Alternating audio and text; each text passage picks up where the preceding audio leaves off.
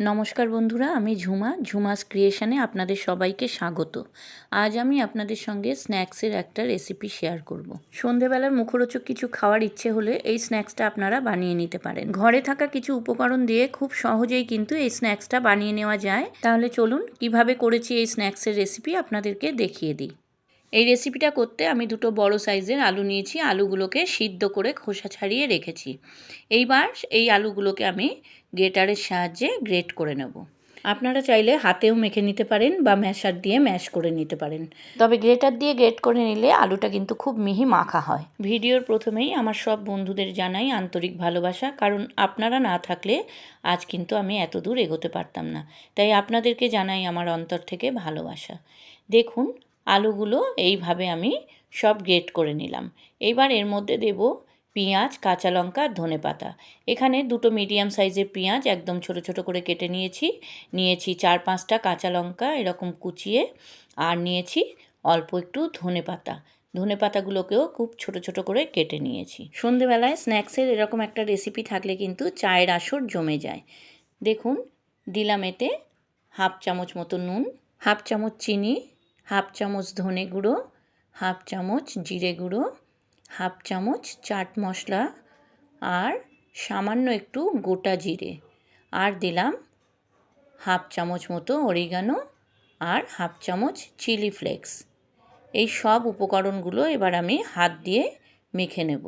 আমার এই রেসিপিটা যদি আপনাদের ভালো লাগে বন্ধুরা, আমার চ্যানেলটাকে সাবস্ক্রাইব করে দেবেন, লাইক কমেন্ট শেয়ার করবেন, আর পাশে থাকা বেল আইকনটা প্রেস করে দেবেন যাতে আমার ভিডিও আপলোড হওয়ার সাথে সাথে আপনাদের কাছে নোটিফিকেশান পৌঁছে যায়। আর পুরনো বন্ধুদের আমার অনেক ভালোবাসা আমার পাশে থাকার জন্য।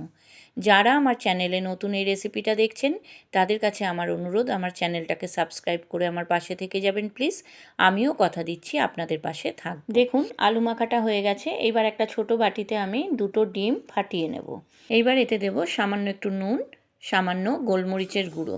এবার খুব ভালো করে আমি এটা ফেটিয়ে নেব। আপনারা কে কোথা দিয়ে আমার এই ভিডিওটা দেখছেন বন্ধুরা, কমেন্টে জানাবেন।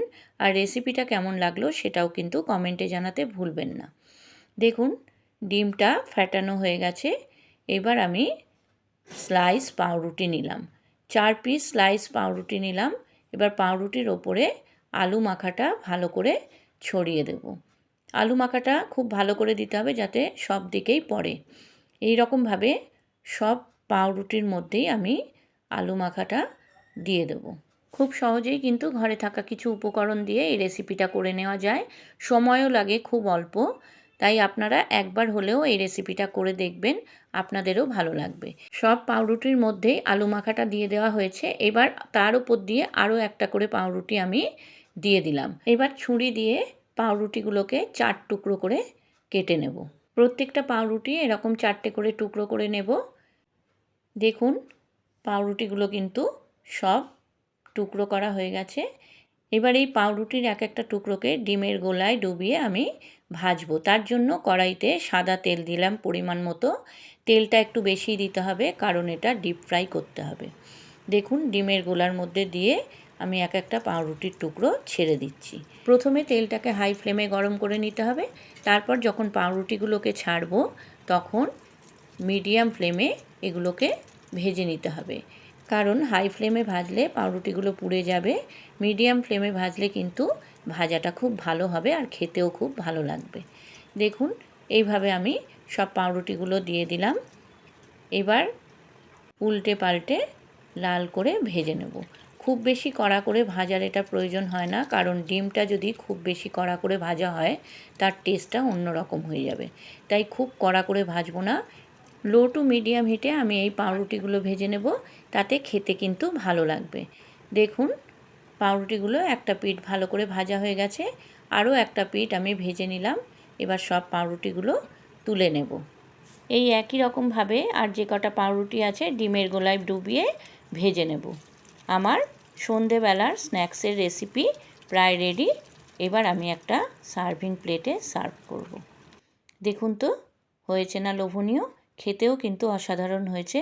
আপনারা একবার হলেও এই রেসিপিটা করে দেখবেন, আপনাদেরও ভালো লাগবে। সন্ধেবেলা চায়ের আসরের সঙ্গে যে আড্ডাটা বসে সেটা কিন্তু জমে যাবে।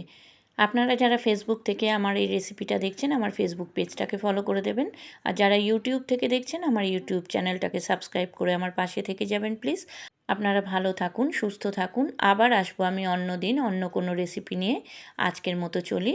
ধন্যবাদ বন্ধুরা।